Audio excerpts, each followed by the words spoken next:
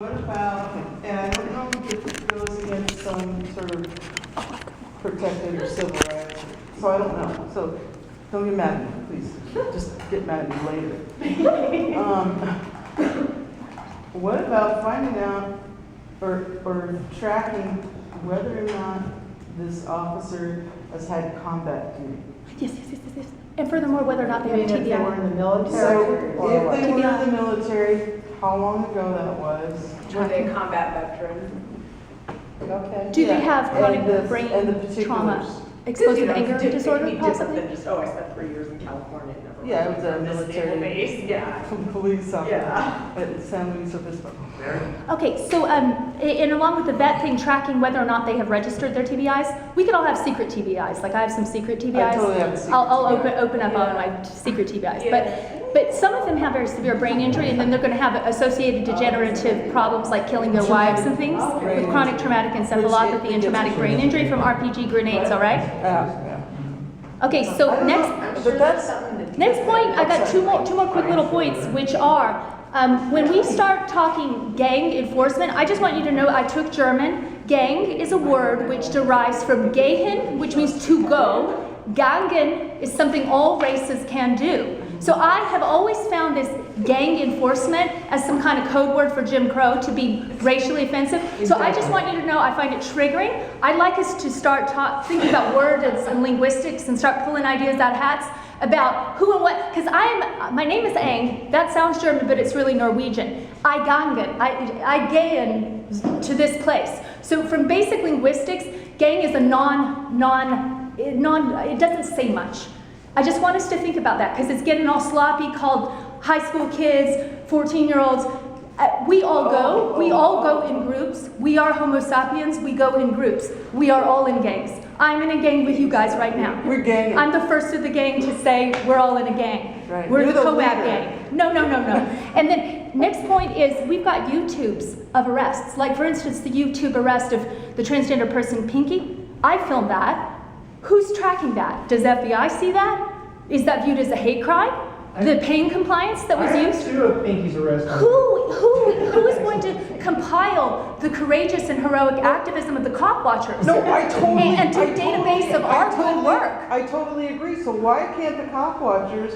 I'm sorry, this is going to be totally. Why can't the Copwatchers apply for money from the city, from the feds, and get whole data places where you hold data memory banks, and then have that, and then you I can don't know how get. to apply for grants. I don't know how to do that in the process. The grant- Well, there's someone who does. Do you know how to do that? Kathleen? I have a couple of observations on the That would be cool. wanting to track military history. You don't want to wait until the person becomes an officer to ask that question. So you think it One should? of the deficits in the settlement agreement is the absence of any kind of attention on recruitment and selection, Yes, very good point.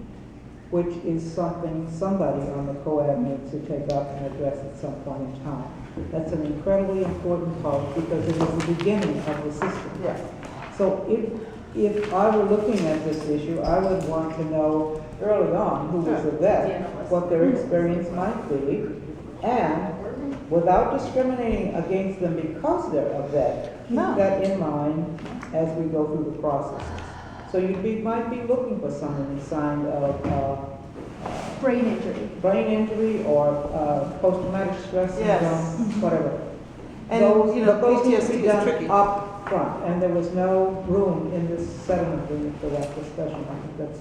So, I thought there was some follow-up on that. Kathleen, besides military, what other kinds of things would you want to know about individuals who could be selected to be Portland police officers? Well, I think first of all, I wouldn't narrow it to military, because you're gonna get that, and most people who apply for a job are gonna tell you about their military experience. Especially when you Because- get preference with the okay. government. Get So, preference, yeah. I don't Yeah. know what all the other categories might be, and I think that would include would need to have some input from people who are psychologists, physicians, etc., to help develop the front end of this system. Okay, really.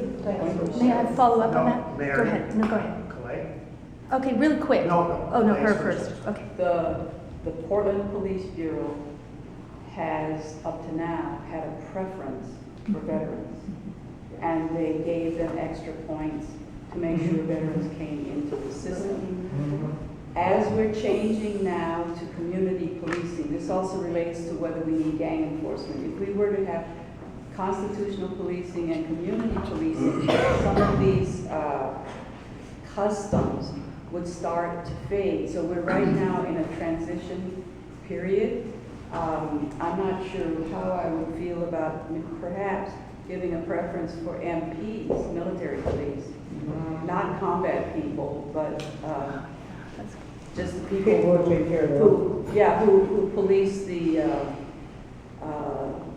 barracks or the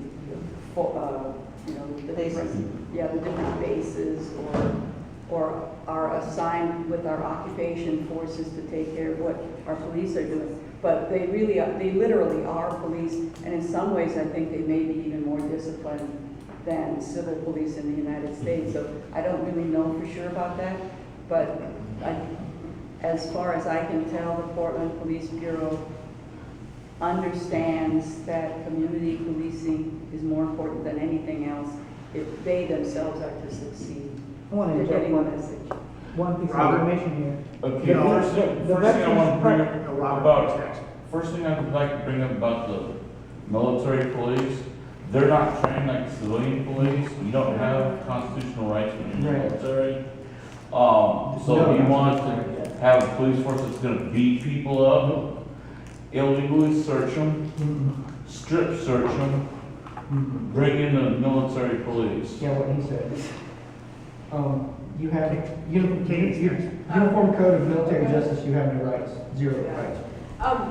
I just on the topic of things we should be looking at in like the recruiting, hiring phase and officers, and one thing I would definitely say is past history of domestic violence, because unfortunately law enforcement, has a way higher rate than even the NFL, and so that is like any indicators of that I would say is